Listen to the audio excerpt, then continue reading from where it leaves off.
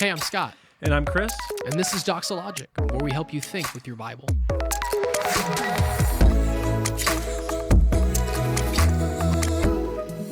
All right, next question. What should a Christian's perspective on prenuptial agreements be, and why?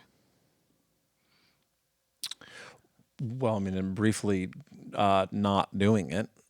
Why? Generally speaking, Why? Yeah, I mean, maybe. Thanks a lot, Bree. Yeah. It was supposed to be the world's quickest answer. Well, here's the issue where I think you're coming in it and just saying don't do it, is because you're basically creating an arrangement for what will happen with your stuff should the marriage fail. Right. Right. That's not the only way a prenuptial agreement can work, because it's also the dissolution of a marriage by death as well, and how that plays out. But specifically as it pertains to you already preparing for your marriage to fail, and then if that's going to happen, I want to make sure that they don't have access to whatever. Generally speaking, we're just trying to take this on big, broad brush strokes, because this can be very sensitive. I'm sure that we could probably figure out some example where maybe it stands out as an outlier, but in that sense where you're already preparing, like, this may not or likely won't endure, I think it rubs at the fundamental nature of what a marriage covenant is, and that it's one man, one woman in a covenant relationship till death together do you part. For life, till death do you part. And so that wouldn't make any sense, as well as just, I would say, it's not the major focus of, Genesis 2, 2 becoming one. Mm-hmm. Ephesians 5 obviously quotes this. Jesus, like that Genesis 2 passage is so important. But I would say that a practical reflection of that one flesh union is not seen as clearly in, but let's have these stipulations and parameters about how we're not really. Yeah, like territory lines when you're supposed to be joining together. Exactly. Yeah. And so it just seems to not fit super well. Mm-hmm. You hate to answer a question like this, because I'm sure someone could come and say, here's a unique circumstance that seems to fit outside the box in some way.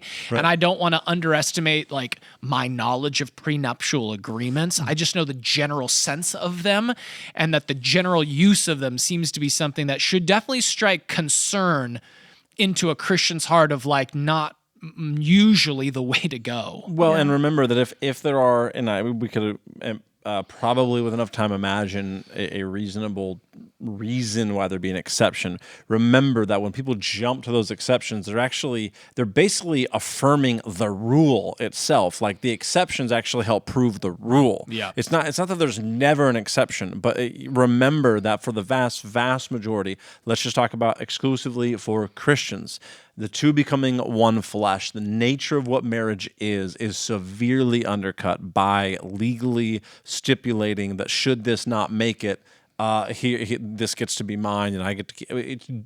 I think for the vast majority of the time, it'll be wealth related, right? Yeah. One family particularly wealthy, and then the other person isn't, and the fears surrounding that. And I would say, hey, I don't know by experience of what that would be like. I could kind of understand why somebody would rationalize their way into that, but I would say you've got to have the biblical basis of what marriage is just trump the idea of what your wealth might be at risk, because just don't marry that individual then if you're so concerned. To be my take. Well, that's a piece it's of so it right personal that I don't want to say, because it's a blanket question and we're answering it in a blanket generic way.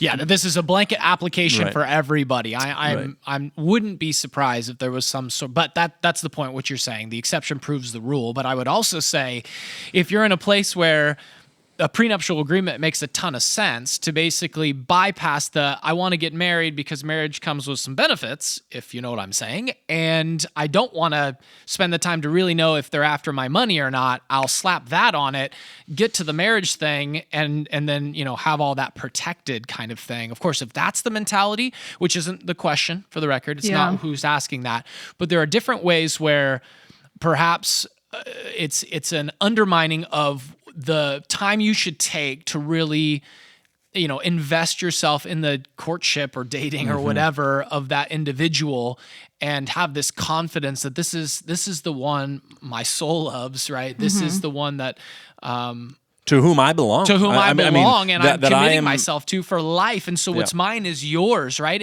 If that's true about our conjugal rights, why isn't it true about everything else, right? You are not your own, right? You are for your wife's, pleasure and engagement in that sense, and vice versa. I mean, we could get. I should. Quote it. If you're going to, whether casually or whatever, just talk about doing a prenup, I'd have a hard time understanding how you would also say "till death do us part" in the marriage covenant. The promises, the vows, all that. Like, there's a severe cognitive dissonance or whatever. There's a major disconnect in doing that, and then also confidently asserting, "I pledge to thee till death do us part." That's certainly not logical, although people are not logical either. So I get that, but we're talking about something that would just be outside of the rarest of exceptions, well outside the bounds of what a Christian should ever do. Yeah.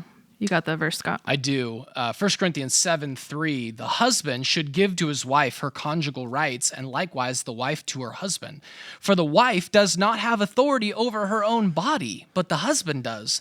Likewise, the husband does not have authority over his own body, but the wife does.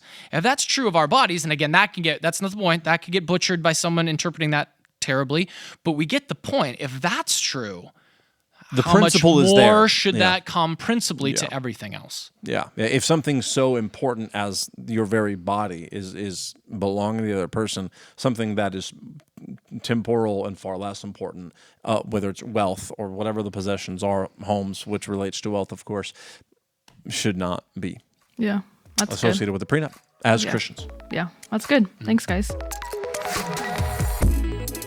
You've been listening to Doxologic, a podcast by Doxa Church in Rockland, California. To learn more, visit us online at doxa.church.